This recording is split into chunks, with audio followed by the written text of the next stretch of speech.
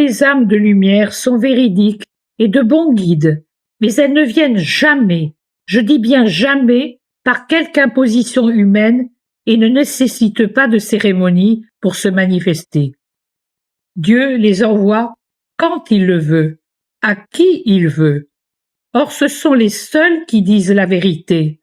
Les autres ne sont que des menteurs dans toutes leurs manifestations, car ce sont des manifestations de satanisme et Satan est mensonge. Ces voix ont beau dire apparemment de bonnes paroles, elles sont toujours subtilement teintées d'erreur. Elles visent à détourner de l'Église en prétendant qu'elle n'est pas nécessaire pour communiquer avec Dieu. Elles insinuent des théories erronées sur la réincarnation, sur un système d'évolution des âmes par des vies successives, ce qui est absolument faux. Elles suggèrent des solutions scientifiques aux manifestations les plus lumineuses de la toute-puissance divine, qui crée tout à partir de rien. Pauvre science qui veut être uniquement science et repousse la sagesse. La science peut confirmer la sagesse, mais pas l'abolir. Là où elle l'abolit, elle éteint un océan de lumière appréciable pour les âmes et les intelligences humaines. Malheur à qui éteint cette lumière.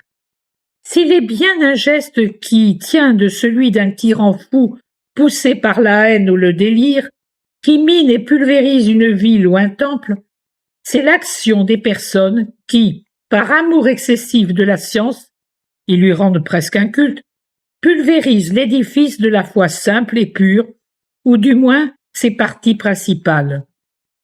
Au lieu d'un tel culte, c'est la sagesse qu'il faut aimer, écouter et croire, puisqu'elle vient du Père des Lumières, en qui il n'y a ni variation ni ombre de changement. Étant esprit de vérité et d'amour, il veut que nous soyons nourris de vérité pour aimer toujours plus parfaitement, et que nous voyions pour mieux connaître, mieux servir et mieux aimer. Mais un édifice peut-il encore tenir debout si ses fondements sont sapés? Non.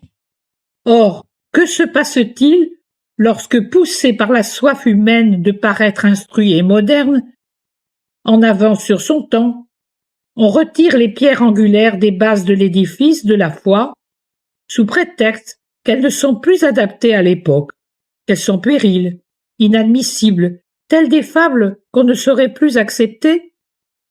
De grandes parties s'écroulent en faisant des victimes, beaucoup d'autres restent en ruine et défigurées, d'autres encore, qui étaient lumineuses et belles, deviennent sombres et brumeuses, couvertes de pauvres lumières humaines dont les fumées obscurcissent les lumières célestes et suscitent dans les âmes stupéfaites des interrogations que la science ne satisfait pas et que la sagesse n'arrive plus à détruire, de sorte que des vides sont créés que rien ne peut combler.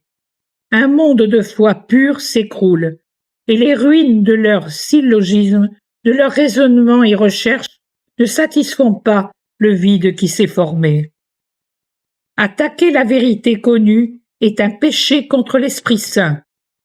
Il est dit que l'Esprit Saint, l'éducateur, fuit la fourberie. Il se retire devant des pensées sans intelligence. Il s'offusque quand survient l'injustice.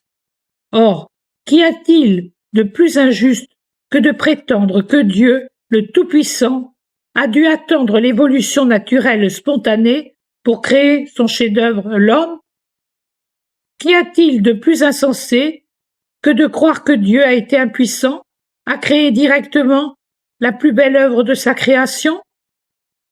Le livre contient la vérité sur toute chose, car c'est une parole écrite sous l'inspiration de la sagesse, c'est-à-dire de Dieu. Tout le reste n'est que mensonge, imagination ou déduction humaine. Dieu seul ne se trompe jamais. Le plus saint des hommes ou le plus érudit en culture humaine peut toujours se tromper lorsqu'il parle ou agit en homme.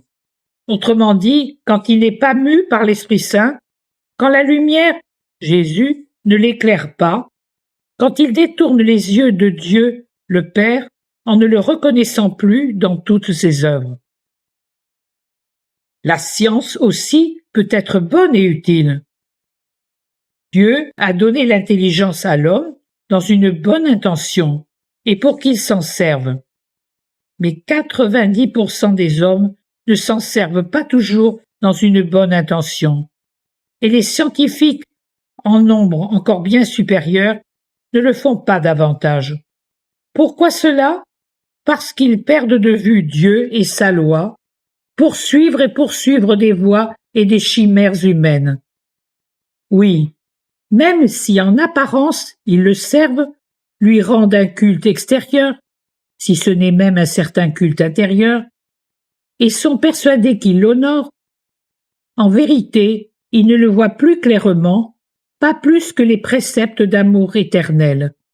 Ils ne vivent plus la vie de Dieu, qui est vie d'amour.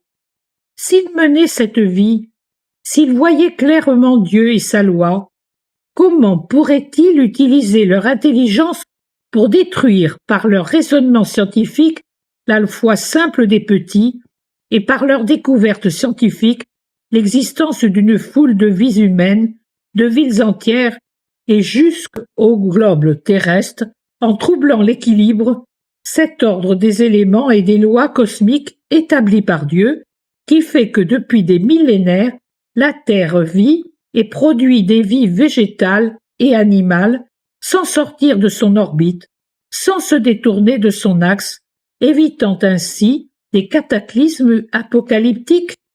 Mais leur plus grand crime, c'est de détruire la foi simple des petits, c'est de détruire dans la foule la conviction que Dieu est ce Père aimant qui prend soin même des oiseaux et des fleurs des champs, écoute et exauce les demandes que ses enfants lui font par une prière pleine de foi.